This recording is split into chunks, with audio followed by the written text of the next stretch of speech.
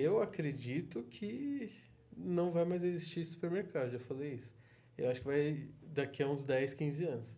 Eu acredito que vão existir atacados e atacarejos e vão existir mini mercados, mas supermercados não. O meio ali, cara, não faz sentido. E eu vejo os jovens, por isso, eu vejo os jovens, meus alunos, eles só pedem pelo iFood mercado. Entendeu? Vai fazer uma compra, pede pelo iFood. Ah, mas eu preciso comprar muita coisa, vou no Atacadão. Ah, mas eu só preciso comprar um negocinho, vou no mini mercado do bairro, assim, entendeu?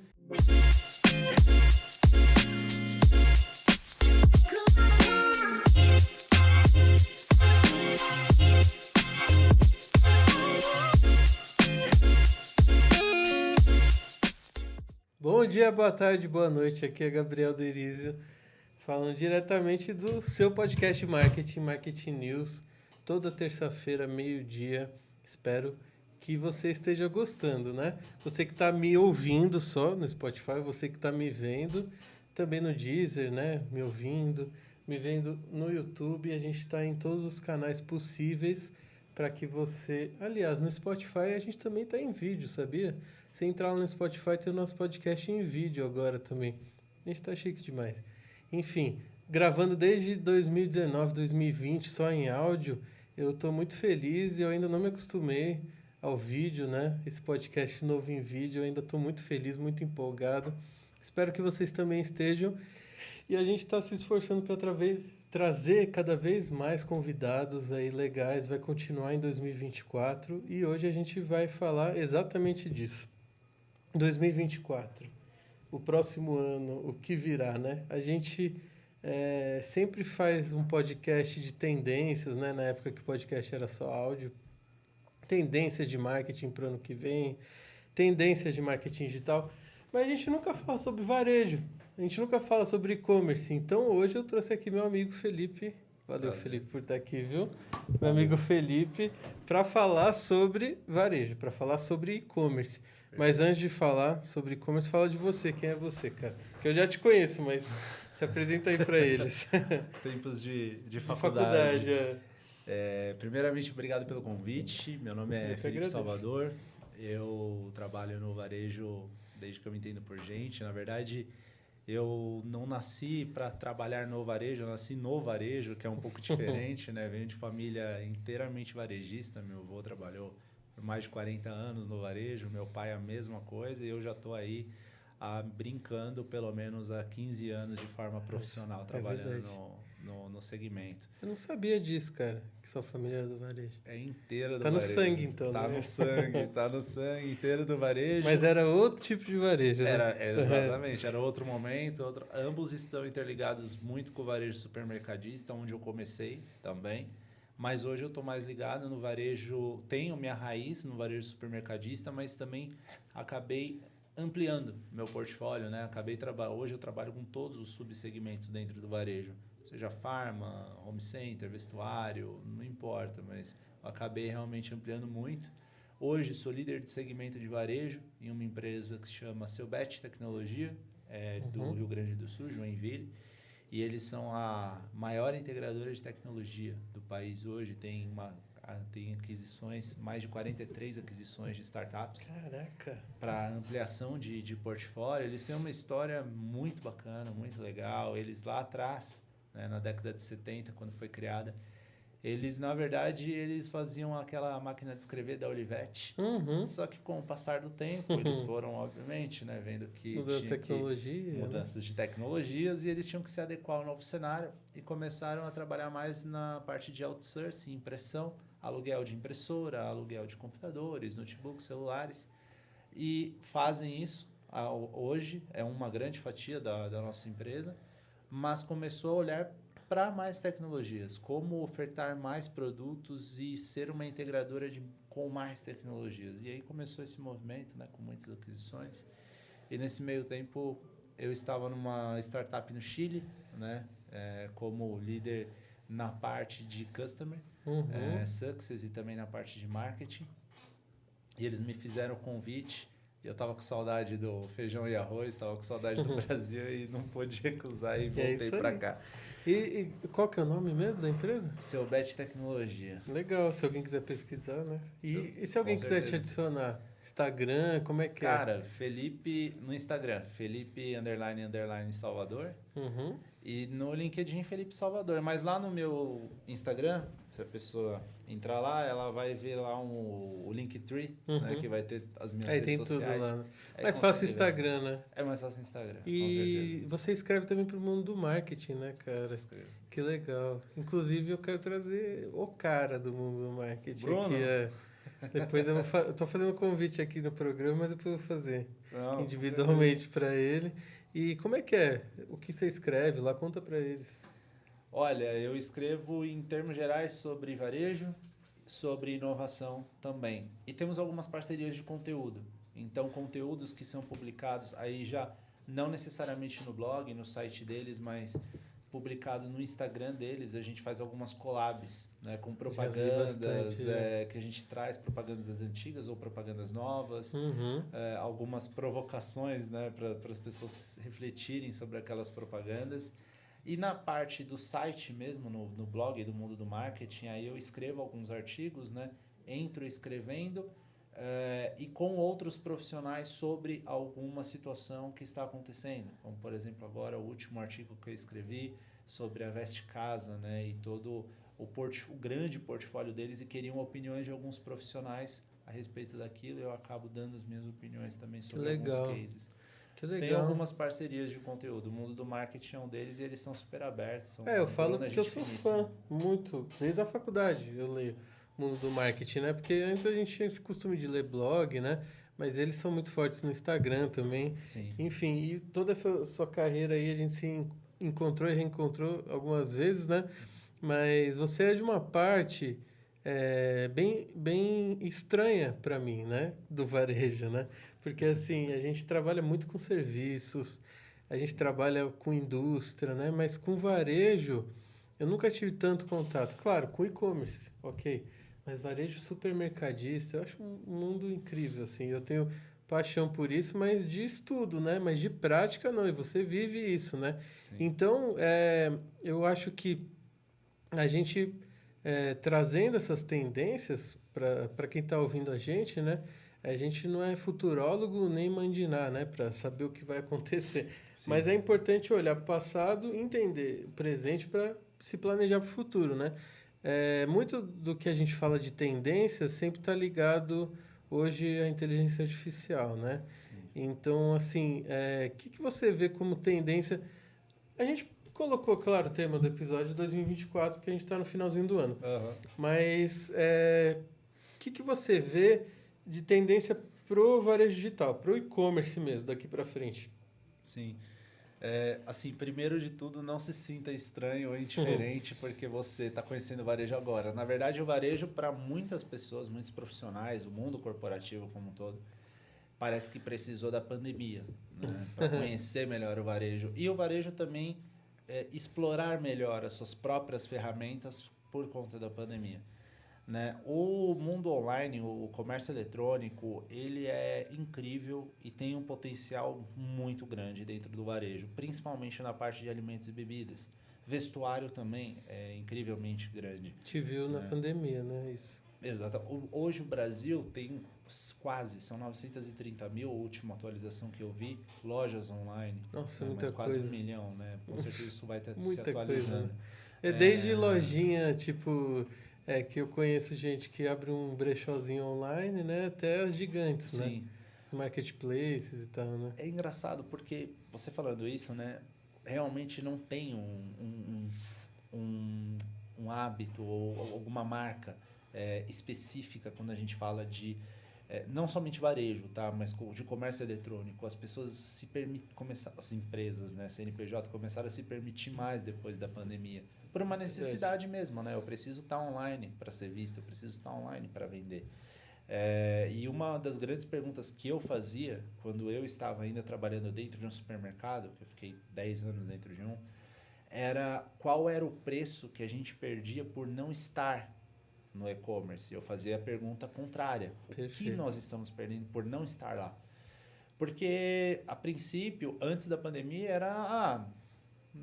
não é necessário, não é todo mundo que está. Mas hoje, quando a gente olha o top 20, que foi lançado pela Sociedade Brasileira de Consumo, agora recentemente, o top 20 e-commerces mais acessados no Brasil. Posso falar que 50% era varejista. Então, você tem ali um Carrefour, você tem, tudo bem que a Shein não é brasileira, mas você tem uma Netshoes, você tem assim uma série de e-commerces, né, que são de varejo. Outros não, mas pelo menos 50% é varejista, dos e-commerces mais acessados no Brasil. Os que não são de varejo são como? Para eu entender. São tipo de serviços? Pode ser serviços, uma Apple, por exemplo. Entendi.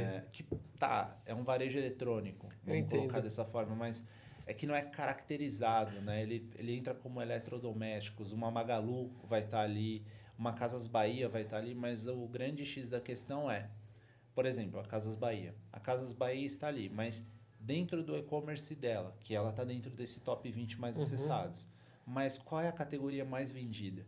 Não necessariamente vai ser um varejo que nós chamamos de varejo restrito, que é o varejo mais essencial, que é supermercado, farmácias e outras coisas do tipo. Entendi. Que nós dividimos em dois. O varejo restrito, que é basicamente tudo que você possa imaginar sobre o varejo, e o varejo ampliado. O varejo ampliado, ele é único e exclusivo para casa e construção e venda de carros, né, automóveis, essa parte mais automobilística. Então, lógico que quando você vai pegar um índice do varejo, eles colocam as duas coisas juntas. Mas existe essa separação porque por uma questão de ticket médio, valor, não ser essencial, não ser uma coisa que seja necessária a todo momento. Então, eles separam isso. É totalmente diferente falar de varejo, de compra de um imóvel, que você vai comprar 2 na vida, assim, e o ticket médio, sei lá, 500 pau, e aí tem o ticket médio de um mercadinho de bairro, né? Faz todo sentido separar isso. Você pega hoje, não somente dentro de São Paulo, mas falando do Brasil, a estrutura econômica do varejo. Você hoje tem uma realidade em que casa e construção ou home center, independente de como queira chamar, ela tem uma participação em faturamento maior do que farmácia, por exemplo. Entendi. Dentro do varejo, você tem supermercado em primeiro lugar. No último ano foram 600 bilhões de faturamento bruto. Em segundo lugar, ressalva a memória, foi home center com 200 bilhões, ou seja, muito abaixo do primeiro lugar. Pode errar, qualquer coisa eles corrigem a gente nos comentários aqui. Assim, são realmente, porque são muitos dados, são muitas coisas, mas dentro disso tem uma segunda percepção. Casa e construção, ela tem uma venda muito forte, como você disse, porque o ticket médio é muito alto. Eu vou comprar um armário. Um armário não é o preço de um queijo ralado, né? Fazendo uma comparação esdrúxula. E eu não compro ele toda semana ou todo mês. Eu não faço uma compra de mês numa casa de construção. Então, ela não é essencial. Né? Mas você vê assim como tendência, mas porque você falou uma coisa que me chamou a atenção. Mais de 980 mil, né? E-commerces que você falou. Quase 1 milhão. Quase 1 milhão de e-commerce. Só que eles estão clusterizados, né? Eles estão agrupados em marketplaces. Sim. Então, assim, desses 1 milhão de e-commerces, eu posso dizer assim, que 90%, vamos ver se meu raciocínio está certo, você concorda, 95% desses caras estão Mercado Livre, Amazon, iFood, nessa né? linha. E e-commerces próprios, assim, são menos, né? Bem menos. Mas, assim, o que eu vejo como marketing, né? Agência de marketing de alguns e-commerces. Que esses caras estão cada vez mais dependentes do marketplace. E cada vez querendo ficar menos dependente. Cara, se for falar de comida, nem se fala. É iFood e acabou. Você não quer estar no iFood? E assim, a gente pode até falar disso, mas não vamos entrar muito no mérito, mas é monopólio, né? Porque se você abre...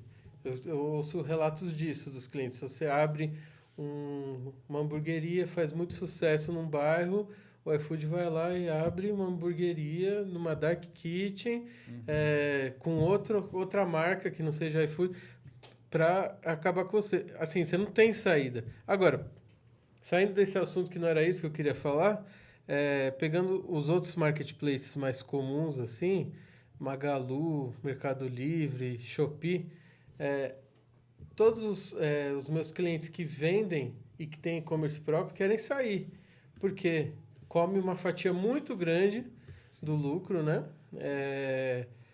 Além disso, eles fazem campanhas, eles odeiam essas campanhas, meus clientes.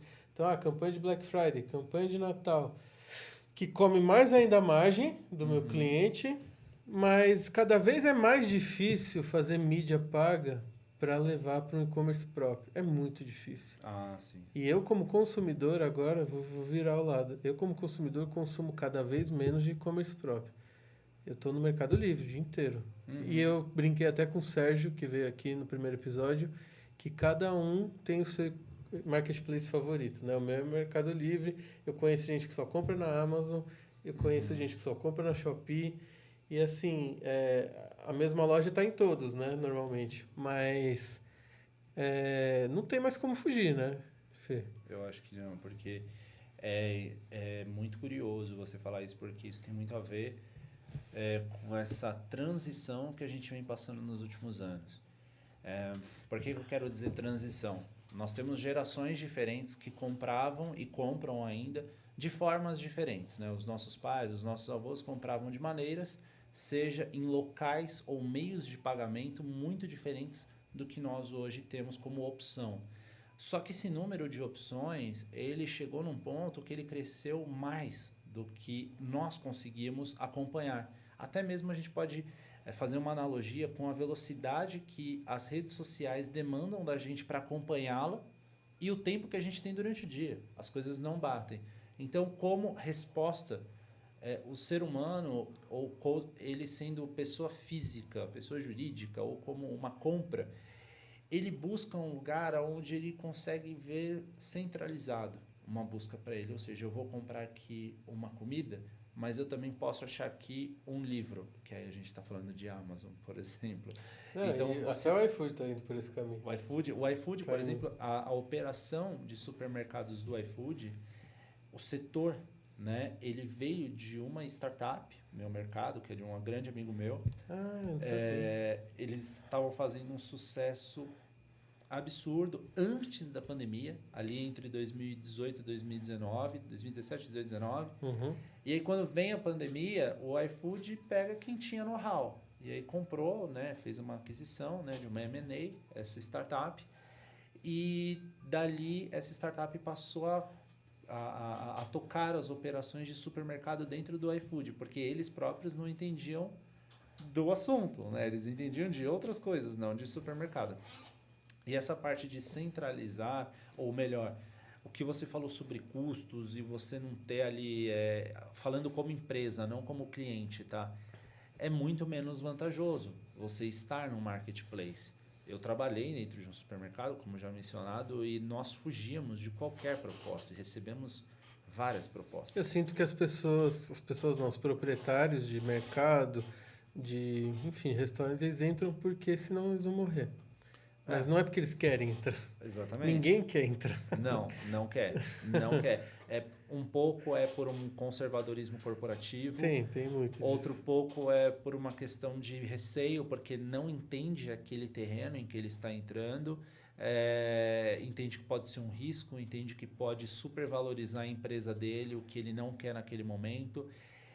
Por outro lado, entende que ele pode estar compartilhando dados que ele não quer compartilhar por uma questão cultural, que isso no Brasil é muito forte. Lá fora eu vi uma realidade totalmente diferente. As empresas não têm receios de compartilhar os seus dados. É algo muito mais aberto, é algo do tipo ganha-ganha, sabe? Uma gestão mais americanizada. E aqui a gente se pega pensando nisso. E quando eu olho para os marketplaces, a proposta deles é muito boa. Eu vou te dar um espaço para você que não tem a condição de ter uma operação ou começar uma operação própria, pelo menos por enquanto. Mas a perda é muito grande, porque você deixa de ganhar, Não é que a perda é muito grande, é você deixa de ganhar em muitos lados, né? Você tem uma questão muito básica dentro do varejo que se chama markup. O markup é, para quem não sabe, Isso é bom explicar. um markup ele é o quê? A diferença do preço de custo para o preço de venda, ou seja, o lucro. A questão é que dentro de um markup, por exemplo, um produto que custa, você comprou a R$1 e está vendendo a R$1,49. Esses 49 centavos, eles ainda não necessariamente são lucro, porque dentro desses 49 centavos você tira uma fatia para pagar as suas operações, o seu salário dos seus funcionários. Você tem várias porcentagens aqui. Então vamos falar que, sendo muito otimista, que sobrou ali de lucro mesmo 20 centavos. Só que esse valor, esse markup, esse lucro de 49 centavos, ele entra no sistema como um lucro e vai da gestão saber conciliar isso. Quando você coloca o mesmo produto, né, num marketplace, aí você tem a questão da concorrência, você tem que baixar o seu lucro, você tem que baixar o seu markup, aí daqueles seus 49 centavos que você tinha, você ainda divide, às vezes 7%, às vezes 3%, às vezes 8%, que é o mais convencional dos marketplaces, por conta da operação, você dá do seu lucro uma determinada porcentagem, e você perde uma chance de marketing muito grande, porque a gente vai entrar em Media Kit. Se eu tenho um e-commerce, eu supermercadista, que ele tem um número de acessos muito grande, como por exemplo é o Carrefour, o único supermercadista atual que está no top 20 e-commerces mais acessados do Brasil. É interessante para mim oferecer a minha página para os meus fornecedores, para que eles coloquem uma propaganda do produto deles ali, façam uma promoção do produto dele. É interessante tanto para o fornecedor como para ele, Carrefour. Mas a questão é, a partir do momento que eu estou no marketplace, eu perco essa oportunidade de marketing, né? Então, são muitos os detalhes que acabam sendo um entrave. Nossa, eu nunca tinha pensado nisso, Felipe, porque, como eu te disse, eu sou totalmente fora do ramo de varejo tradicional, supermercado. Ele perde muito, porque Sim. posicionamento na gôndola, né? Sim. É uma das coisas que o mercado consegue tirar o lucro, porque pouca gente sabe que o lucro é muito baixo, né? De supermercado, percentualmente, né? Então, esses espaços são muito importantes, né? Sim. E o iFood, ele resolve muitos problemas dos restaurantes e tal. Os marketplaces resolvem, por exemplo, problema com o motoboy e tal, de você não ter que ter fixo ali, o CLT, mas ele traz vários outros, né? E assim, acho que o único problema é a fatia que tá ficando com os caras. Sim. Isso vai ter que em algum momento se regular, porque a fatia tá muito alta, que tá ficando com todos os marketplaces em geral. E se a gente for pensar em omnichannel, vários termos que a gente discutia lá atrás como o futuro, que já chegou, né? Não tem mais futuro, né? Já é real. Tem muito varejista de moda perdendo com marketplace tipo a Shine, né? Shein, que algumas pessoas falam. Tem muito varejo tipo Avan, eu não sei qual tipo de varejo que é, esses caras que vendem de tudo, né? Não, Tipo, vende roupa, vende eletrodoméstico, sabe? E perdendo com a Shopee, tá ligado? Então, é complicado. Você vê que, por exemplo, é que aí você já encontrou um ponto que ele convém quando a gente fala de talvez uma expansão de mercado para 2024. Eu considero que ainda dentro de 2024, 2023, 24, 25, nós estamos num processo transitório por uma única questão. A pandemia, ela foi um divisor de águas para todo tipo de negócio, não importa qual. Não somente para o negócio, como para o profissional, para o CNPJ, para o CPF também. Exatamente. A forma como a gente vive mudou. Quantos meios de pagamento já não foi inventado nos últimos anos e tem local que ainda só está no dinheiro, que só está aceitando cartão, e tem local... Porque assim, nós temos muitos Brasis dentro do Brasil, né? A gente está em São Paulo. A nossa realidade é diferente de quando a gente vai para, por exemplo, o Nordeste, ou quando a gente vai para outro estado. Exatamente. E assim, você vê que você falou dos meios de pagamentos, teve gente que passou do dinheiro para o cheque, do cheque para o cartão, para a maquininha de chip, para aproximação, PayPal, sei lá o que, e chegou no Pix. E teve gente que foi do dinheiro pro Pix. Sim. Você E entendeu? as formas de pagamento. Mas o Pix, Porque né, mudou você tudo. tinha gente aceitando cartão, mas não aceitando crédito em tantas X vezes parcelado. Era não somente o meio, mas também a forma. Também contando com o outro lado da moeda. Muitas vezes o varejista, ele não se coloca à frente de uma nova tecnologia, como, por exemplo, dentro do varejo, isso é bom falar, você tem os subsegmentos.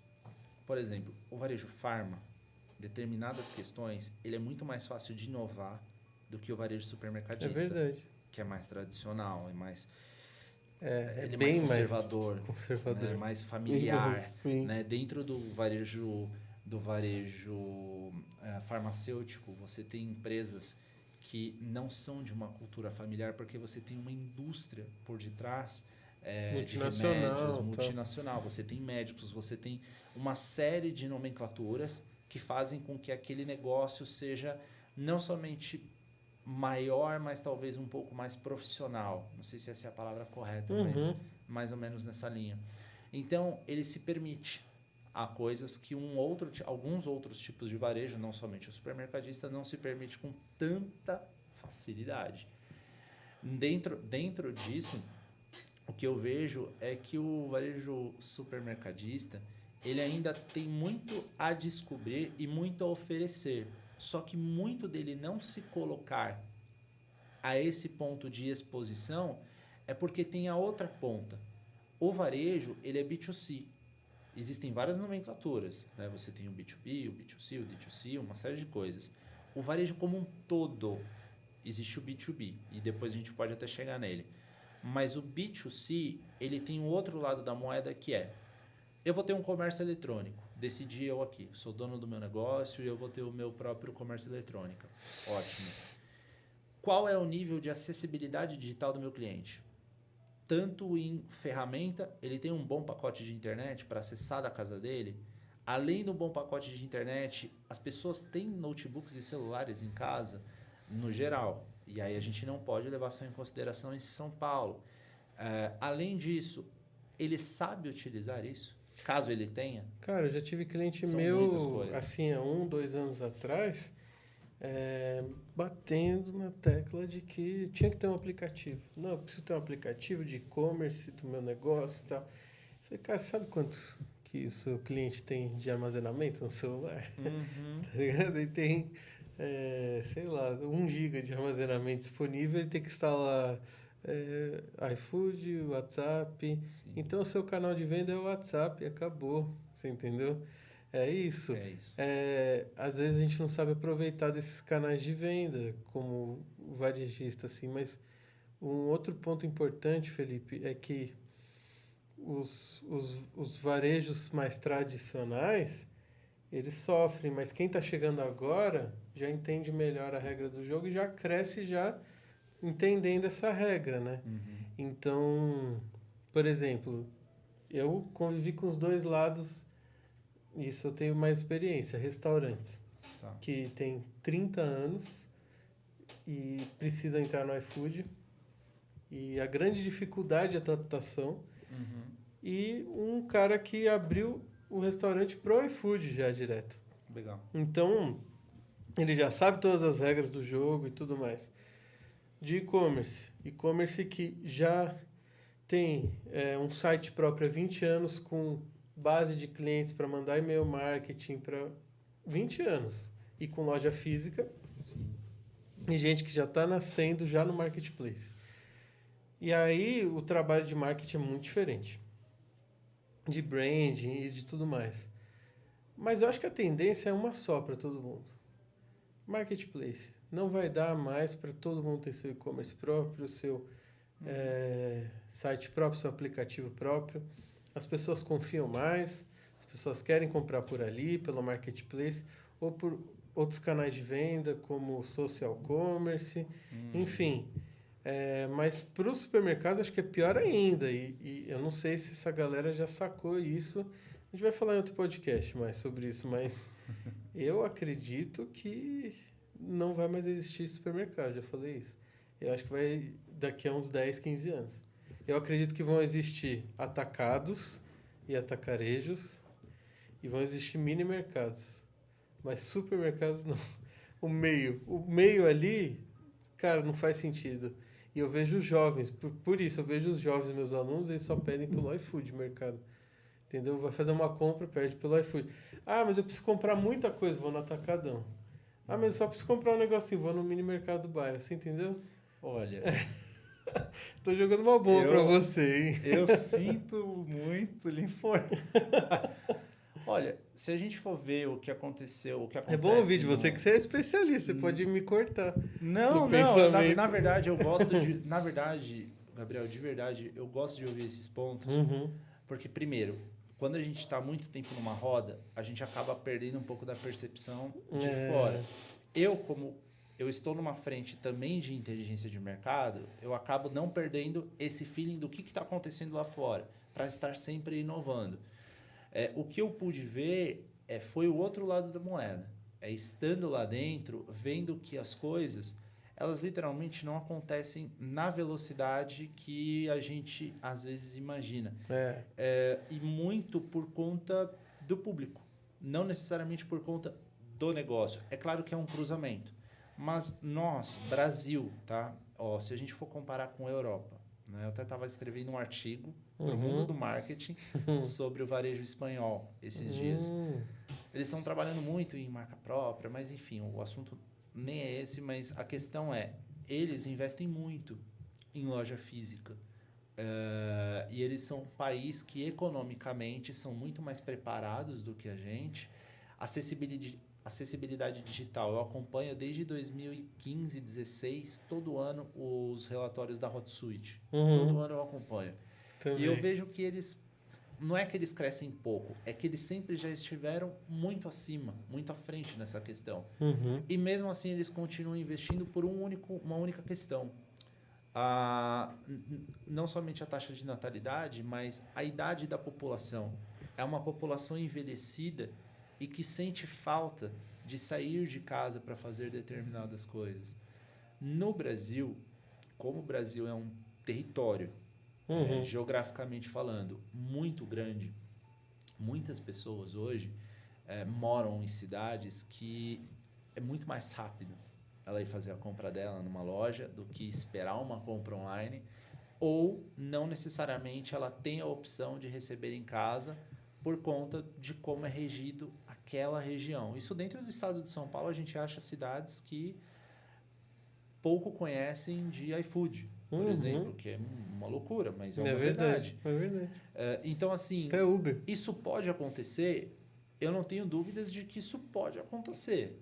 É que 15 anos eu acho muito agressivo o time, aí onde eu queria chegar. Eu acho que isso pode ser que aconteça. Eu tenho que provocar. Mas pode ser que leve o triplo ou o quádruplo desse tempo que você estipulou, por uma questão de realmente que o varejista, como existe uma sucessão familiar dentro do varejo, por ele ser grande parte dele de uma cultura familiar, empresas familiares, você acaba sucedendo. Existem consultorias de sucessão familiar que são muito importantes para que haja essa passagem de bastão, que acabam, as pessoas mais jovens, né, como você colocou, elas acabam às vezes trazendo uma raiz que tem que continuar de tal forma porque o negócio deu certo daquela forma até aquele momento. Então não vai ser ela que vai mudar a roda.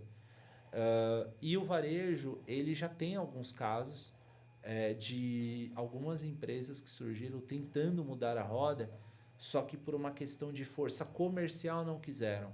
Aonde eu quero chegar com isso? E por isso que isso também faz parte.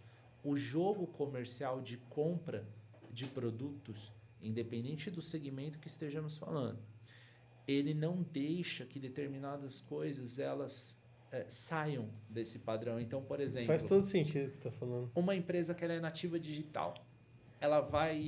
vamos supor, eu sou um fornecedor de, enfim, perfume, ok?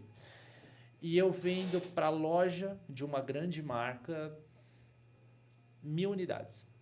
E aí chega um nativo digital com uma proposta de visualizações e taxa e não sei o que, mas ele vai me comprar 300.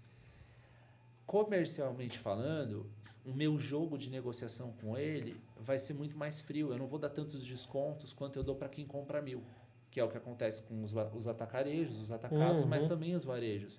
Porque é um poder de compra muito maior, porque você faz uma compra, às vezes, para 40 lojas físicas. Exatamente. E aí o seu desconto para aquilo também é muito maior. Então, é uma roda que não é só sobre... A gente não consegue entrar nesse assunto falando somente sobre o varejo. A gente acaba que, não ocasionalmente, mas obrigatoriamente, trazendo a indústria para o jogo. Porque essa conversa entre os dois acabam impedindo que nativos digitais, empresas nativas digitais, em determinados casos, não consigam assumir o mercado e dar conta dele sozinho. Até porque são poucos que são nativos digitais mesmo no jogo do empreendedorismo. Aí você falou pontos muito importantes dessas dificuldades, esses entraves, né?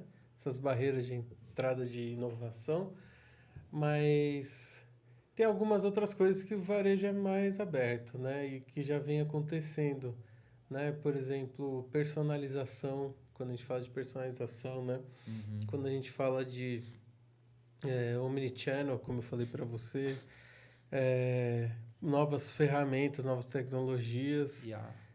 E o que você tem visto assim que você acha que está na hora da gente olhar mais para isso ou que vai melhorar, aumentar para os próximos anos? Legal. Isso realmente é um ponto bem, bem importante. Curiosamente, apesar do varejo ser, no Brasil, ele ser conhecido, né, por esse conservadorismo, mas desde 2020 é o segmento que mais investe em tecnologia. Talvez um pouco por tirar o atraso dos anos anteriores de não ter investido tanto, e aí veio a pandemia e precisou investir muito, seja na operação, seja na parte interna, na gestão de um simples documento, numa assinatura digital ou na contagem dos seus produtos nas gôndolas, que você precisa de uma ferramenta melhor para contar aquilo. Eu gosto muito das propostas que a IA, a inteligência artificial, traz. Tal qual alguns sistemas em específico, porque, por exemplo, uma tecnologia que é zero novidade, mas que nem todo mundo usa, CRM. O CRM, ele não é novo, nós já estamos falando há décadas de CRM. Quando nós entramos na faculdade, CRM já era um estudo de caso, enfim, mas que dentro do varejo, você pega 100% do varejo, talvez, sendo muito otimista, 15% a 20% use. E eu não sei o número real disso, mas assim, eu tô Mas você está sendo bem otimista. Estou sendo muito otimista que 15% a 20% use, mas assim, muito otimista. Porque 80% não, 90% não. Se perde muito com isso, eu não tenho dúvidas. E eu acho que o CRM é uma ferramenta fantástica para você, inclusive, fazer uma campanha melhor direcionada para o seu... O CRM para o varejo, ele abriria um leque de opções de uma enormidade que a gente ficaria aqui 3 horas conversando. Inclusive, já fiz projetos com base em CRM e isso cresceria assim absurdamente. A IA também. Recentemente, até como um case, eu fiz um experimento. O Carrefour, na França, eles anunciaram que estavam utilizando inteligência artificial no e-commerce deles. Eu falei, poxa, quero ver, eu adoro inovação, adoro tecnologia, deixa eu ver o que eles estão fazendo. Aí entrei, tinha um nome para a IA deles, entrei lá, aí me pediram, logo na hora que você entra, pediu o seu endereço. Aí eu entrei no Google Maps, peguei uma rua X em Paris, coloquei lá, ele calculou e logo começou o atendimento. E aí eu fiz pedidos diferentes, pedidos em hábitos alimentares, pedidos com base em preço. E na hábitos alimentares, por exemplo, eu pedi uma cesta de produtos com 0 caloria ou com alimentos sem açúcar, para uma pessoa com diabetes, por exemplo, e ele me atendeu e me trouxe uma cesta, depois eu pedi cesta com produtos a menos de 3 euros. Enfim, fiz uma série de pedidos.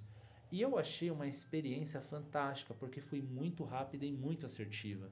Poxa, isso para qualquer supermercado, porque é cansativo você entrar num e-commerce de um supermercado com tantas categorias e tantos Nossa, produtos. muito, cara. E você ter que pegar a sua lista e procurar. E às vezes a busca é horrível. A busca também é ruim. Porque, Aí tem e aí, né? Como é, eles pensam que a gente vai andar como se fosse um mercado mesmo, por corredores. Mas não vai, cara. Não, E assim, vai. vou te falar que acho que tirando eu e você, todo mundo que eu conheço odeia ir no supermercado. Eu adoro ir no supermercado, cara. Eu gosto de ficar olhando, eu gosto de ver promoção e ver estratégia e tal, produtos novos. Mas as pessoas não gostam de ir no mercado, cara. Tirando eu, você e algumas velhinhas, né? Mas o pessoal odeia ir no mercado. E talvez a gente caminhe cada vez mais para uma melhor experiência, né, no mercado. Vou te falar uma coisa que eu converso com os meus alunos. Quando a gente fala de marketing, a gente esquece um pouco do atendimento, né, ao cliente. E se a gente falava de atendimento, qual o melhor tipo de atendimento em varejo? Eu falo para eles. Aí eles falam, o melhor tipo de atendimento é tal lugar, tal lugar. Eu falo, não, o melhor tipo de atendimento no varejo é no mercado municipal da sua cidade. Pode ser qualquer cidade do Brasil, sempre tem um mercado municipal. Que o cara está vendendo um queijo, ele corta um pedacinho de queijo, dá para você experimentar, conversa com você, sabe? O varejo tradicional perdeu isso. Sim. Perdeu, e eu acho que cada vez mais o futuro não é tecnológico. Cada vez mais o futuro é humanizado. Concordo. É trazer uma experiência humanizada e melhor. Porque as ferramentas tecnológicas são para isso. Ah, mas está acabando, meu Deus do céu, com todos os caixas do mercado. Tá virando... Cara, mas que bom, porque é um trabalho de merda. Desculpa, ficar passando lá com isso. Muita gente que trabalha com isso, fica passando lá o dia inteiro. Eu prefiro essa pessoa andando no mercado e ajudando, sendo consultor de compras. Pega uma velhinha, me ajuda a fazer as compras? Hoje eu ajudo. O que você precisa? Preciso disso, daquilo, vai ali e ajuda a pessoa na compra. Então, eu acho que uma tendência também para frente é isso, não é focar no atendimento, cara?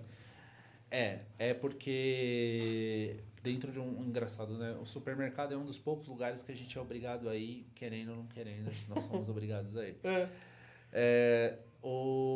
Tem um caso, um case de um supermercado que fica em Campinas, chama Enxuto. Eles lançaram agora um caixa lento, né? Eles contrataram uma pessoa de terceira idade para conversar com pessoas também que queiram ir no caixa e conversar enquanto passa a compra. Genial.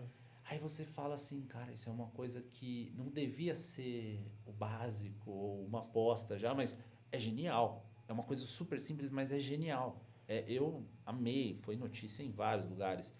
Esse mesmo Enxuto agora acabou de inaugurar uma loja que foi desenhada por um escopo de arquitetos por Minecraft.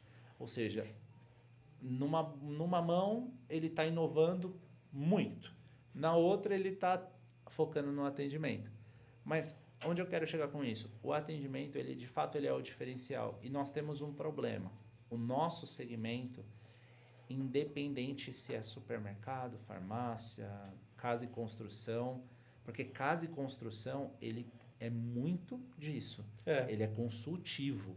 É uma venda consultiva a todo momento. Mas a senhora, o senhor precisa desse prego para quê? É para madeira? Não, então se é para madeira não é esse. É esse. É extremamente consultivo. Acho que os outros varejos têm muito a aprender com casa e construção nesse ponto. Os físicos, né? Os físicos. Eles estão com a faca e queijo na mão. Tá fácil. Mas e digital? Porque digital, falar de atendimento... Aí no digital, preciso de um atendimento, é a tal da assistente virtual que eu odeio falar com ela. Que ela não responde o que eu quero. Você conhece esse case, a gente já até conversou disso em aula da Nespresso. O cara da Nespresso... Não, acho que a gente não conversou, mas você conhece esse case, com certeza. O cara da Nespresso, na pandemia, eles colocavam um barista em live, você viu, né? Durante o horário de atendimento ali, ele ficava lá esperando. Aí você entrava, oi Felipe, tudo bem? Tudo bem você e tal. E aí, porque assim, muita gente não está sacando, isso eu acho que graças ao digital, que está todo mundo assim, ó, só olhando aqui, muita gente não está sacando que essas lives NPC, essas live e-commerce, essa tendência chinesa de live e-commerce, De é motion, isso, é isso. exatamente. É uma venda consultiva. Você conhece o Rei do Batom? Sim. O Rei do Batom, ele vende, sei lá, milhões. Se você não conhece, procura aí, Rei do Batom, para vocês verem. Ele vende milhões de dólares em maquiagem. É um homem que vende milhões de dólares em maquiagem na China. E ele fica o dia inteiro em live experimentando e conversando. Sim. Eu acho que a gente saiu do armazém do seu Zé, lá no bairro, no varejo. A gente foi para um negócio gigantesco. A gente vai ter que voltar pro seu Zé. Entendeu? Que atende, que você te conhece pelo nome, tá ligado? Sim, é o famoso que a gente falava, né? Como você sabe antigamente? Vamos falar, nem antigamente, vamos falar de anos 90. Como você sabia quem era o dono do mercado? Normalmente era o cara que estava ali na frente do caixa, com um paninho aqui, né? E pronto para atender qualquer problema do tipo. Ele estava sempre mexendo em alguma coisa, mas sempre conversando com todo mundo. O varejo chinês, Ainda tem um pouquinho no interior disso, né? ele é fantástico. Não à toa Eu cago pro americano, desculpa. Eu acho que os caras, eu vi um cara falando assim, o varejo americano, vi num podcast, o varejo americano só tá no lugar que tá por conta do poder de compra. Porque de inteligência os caras não são. não, eles são... O varejo chinês é foda, Eles cara. são literalmente absurdos. Sério, absurdos no que eles fazem. Eu pude acompanhar em 2000 e... Eles fazem... Em 2014 eu fiz um MBA em marketing digital. E no mesmo ano, ou seja, quase 10 anos atrás, eu estava fuçando num site chinês chamado TC, um supermercado, né? E eu fuçando nesse site chamado Sunny. Eu abro ele e aí eu vou na parte de produtos. E quando eu ia na parte de produtos, as pessoas que publicavam a foto do produto, ganhava like, ganhava comentário. Eu estou falando que eles faziam o que a Shein faz hoje, só que há 10 anos atrás. E a pessoa ganhava pontos por aquilo. Mas isso há 10 anos atrás. Assim, o mercado asiático, varejo asiático, ele tem uma inteligência muito grande. Não à toa, quando a gente fala na economia, economicamente, tá? Hoje, China, economicamente, junto com Índia e Estados Unidos, são grandes polos econômicos, né, no mundo. Tal qual o Brasil é para a América do Sul, mas não para o mundo. Mas quando a gente fala sobre exportação, né, em 2022, o mundo teve 25 trilhões de exportação. Os maiores exportadores foram China e Estados Unidos. E na China, um dos grandes fatores da exportação é o varejo, inclusive o varejo de moda é um dos mais acessados. Quando a gente vem para o varejo brasileiro, o que a gente mais exporta hoje é bebidas quentes. O varejo brasileiro, eu imagino o seguinte, que nós exportamos no 2022 300 bilhões. Bebida quente, tipo cachaça e tal.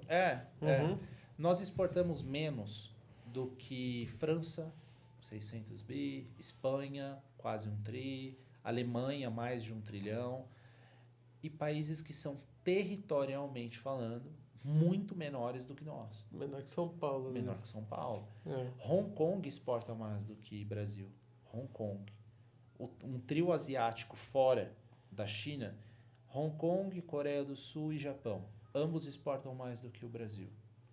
Ambos não. Todos, né, no caso. Então, assim, isso é interessante porque o e-commerce cross-border é uma grande tendência que já é uma realidade, porque ele foge de muitas taxações, dependendo da forma como você compra. E é interessante analisá-lo porque é um momento, é uma tática, é uma estratégia de e-commerce que vem dando cada vez mais certo desde a pandemia, um termo que francamente, antes da pandemia, eu nunca nem tinha ouvido falar o que era e-commerce cross-border, que é o e-commerce de exportação. Mas, ao estudá-lo e ver o porquê que ele estava crescendo tanto para os varejistas, eu comecei a entender o porquê. Né? As pessoas compram da Shein torcendo para não taxar. Diferente, porque se ela compra lá na China, ela tem que primeiro viajar até lá, mas ela vai ter que passar na imigração e vai ter que pagar por aquilo. Se ela compra pelo e-commerce, ela não precisa pagar. É muito comum em Miami, né? Os caras vão para Miami, compra. Se você deu uma super tendência já. Vamos olhar para a China. Eu acho que já é uma. Segunda que a gente falou aqui, aplicações de inteligência artificial no varejo. Terceira que a gente falou, a gente olhar mais para personalização, tanto de campanhas, de produtos, né? E quarto, eu tinha anotado alguma outra... os marketplaces. Agora eu vou te falar o quinto, para encerrar o podcast, que eu acho que é uma tendência tanto para e-commerce quanto varejo. Eu acho que assim, no começo, Felipe, do e-commerce, o que era mais importante para uma pessoa comprar? Ter confiança. Então eu tenho que confiar no lugar porque a internet é uma terra perigosa e tal. Beleza, superamos isso. As pessoas confiam já. Depois, preço. Virou a guerra do preço. Não gente, não tô querendo dizer que acabou isso, não é isso. Mas depois começou a guerra do preço. Quem tem o menor preço, vamos estar no Google com o menor preço e tal.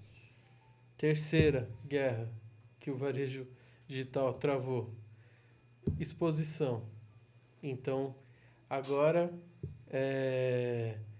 todos os lugares têm anúncios. Eu faço anúncio no Mercado Livre. Recentemente o iFood lançou os anúncios dentro do iFood. Então, para você, como você trabalha na gôndola do supermercado, posicionamento. Agora, qual que é a grande batalha que eu vejo 2024, 2025, ao meu ver? Logística. Então, antes, você receber um produto em 7 dias era muito legal. Eu vivi essa época. Sim. Cara, só 7 dias, que legal. Torcendo para chegar. Hoje, se eu vejo que é 2, 3 dias, eu já acho muito. Porque o Mercado Livre me acostumou muito mal. De chegar sempre no outro dia, né? O full. E eu só procuro agora produtos full. Então, eu acho que a gente está num paradigma daqui para frente que só a logística vai ajudar a gente, cara, a superar. E nem é com a gente de marketing, acho que é com a galera de logística, que é como que eu vou entregar rápido isso. E eu posso estar falando merda, tá? Você me corrige. O Alibaba, se eu não me engano, já estava com planos de montar as fazendas no Brasil. Não sei se é o Alibaba. Eu até publiquei. As fazendas com produtos, que eles chamam, né? Então, que nem o Mercado Livre está fazendo. Vários armazéns com produtos full para entregar rápido, né? Distribuição, né, da logística. Não ficar... Eu não manjo nada de logística. A gente precisaria trazer um cara de logística aqui para falar disso. Mas falando do marketing e da parte de varejo, que a gente está falando de estratégia, de inovação, eu acho que é isso que o consumidor quer agora, né? Porque ele já tem preço bom, ele já tem confiança, ele já acha que ele quer na hora que ele quer, agora ele quer rápido na mão dele. E vai vir o último depois, que vai ser o atendimento. Eu acho que é o próximo que a gente estava falando. Mas agora eu acho que é entrega rápida. Eu acho que a gente está assim nessa... Eu concordo com esse ponto. O que eu costumo dizer para esse ponto especificamente é que a velocidade ela é uma experiência.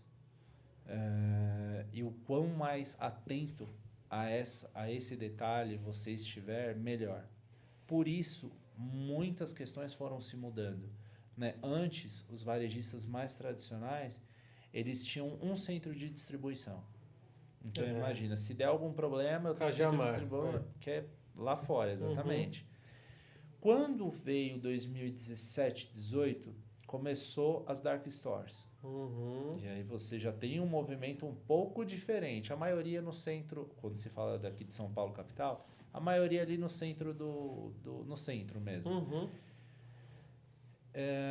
Eu considero que isso é uma barreira que aplicativos de entrega estão resolvendo esse ponto. Estão locando, estão comprando espaços para que montem armazéns com diversos tipos de produto. Mas tem um meio de tudo isso, que é a tecnologia que realmente interliga todos esses fatores. Perfeito. Não necessariamente falando de blockchain, tá? Mas as tecnologias integradoras disso. Por quê? É muito frustrante quando você faz uma compra e você, independente se vai te entregar em 10 minutos ou em 7 dias, você comprou X produto.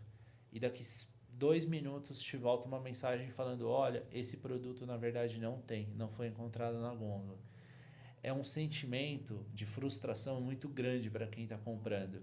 E aí eu acho que vai vir a fase do atendimento, que é como lidar com esse tipo de situação. Quem está falando tem preparo para falar aquilo? Como se você dá essa notícia? E como que você propõe algo de novo? É algo muito interessante e tem aí um ponto e vírgula nisso que eu vejo que teremos cada vez mais públicos, mão de obra mais velha trabalhando nesses postos de trabalho. Por quê? É diagnóstico que a geração Z, quanto mais a alfa, não querem trabalhar nesses tipos de cargos, nesses tipos de serviço. Que seriam a mão de obra mais eficaz pela velocidade para esse tipo de situação. Então, o varejo ele é o segmento que mais emprega, que mais gera empregos hoje no Brasil. Eu realmente acho que a questão da velocidade não é o varejo que determina, não é ele quem vai resolver isso, mas é a conexão com os postos, as empresas que fazem entrega, né? A parte de logística. Com as empresas de logísticas que estão abrindo mais armazéns, podendo ter ambientes que sejam congelados à altura de manter o produto correto ou quentes na temperatura correta.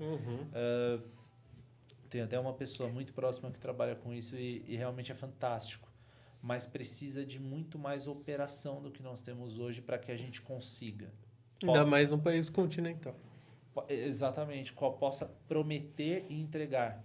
Porque hoje a gente vê alguns lugares entregando a 10 minutos, o que era algo irreal de você pensar. E que vai continuar sendo irreal. A gente está falando de pequenos casos, em pequenos lugares, pontos muito fora da curva. Mas, assim, nós não temos estrutura hoje para aguentar a operação caso ela desse certo. Imagina um supermercado com um CRM muito bem feito, com lá X mil clientes cadastrados, quer fazer uma promoção e uma porcentagem maior do que o esperado compra e você prometendo que seja um dia. Você não vai atender. Então, e o marketing entra assim, porque o marketing é quem vai fazer essa comunicação e vai estourar ele na ponta. O marketing está tornando os consumidores cada vez mais mimados. Isso desde 1920. Então, eu já estou mimado demais. Já quero que minha entrega chegue em um dia, meu iFood chegue em 15 minutos. Mas vocês do varejo vão ter que lidar com isso. Eu posso só fazer um PS nesse seu comentário que é muito oportuno. O marketing é uma das... Talvez é a única profissão hoje que as pessoas não querem assistir. Porque a velocidade, a ansiedade nos consumidores ou nas pessoas mesmo, a gente tá com uma ansiedade tão grande que a gente tem o pular o anúncio. É a nossa profissão, as pessoas pulam a nossa profissão. Mas você jogou uma coisa no ar, que eu não sei se você vai cortar com isso. Diga. Você falou, o único lugar que a pessoa é obrigada a ir é no mercado. Sim. Então lá não dá pra fugir do marketing. Não, lá não dá. Não dá, porque a gente vai fazer um caminho que vai fazer você passar Sim. pela promoção. Sim. Você vai comprar fralda, você vai ter que passar pela promoção de cerveja para levar a cerveja. Isso é tudo muito bem estudado. Exatamente. Com toda certeza, com toda certeza. Cara, adorei esse podcast. Obrigado pela participação. Imagina, eu que agradeço. Espero que esse nosso papo aqui tenha ajudado alguém. Mesmo que não tenha ajudado, foi muito bom estar aqui com você. Aprendi muito.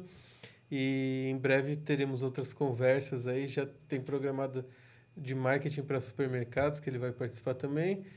Sigam o Felipe aí. Qual que é o seu arroba mesmo no Instagram? Felipe _ Salvador. Felipe _ Salvador. Não esquece de se inscrever no nosso canal aqui, tanto do Spotify quanto do YouTube. Você está ouvindo, se inscreve no Spotify, dá para avaliar o podcast agora.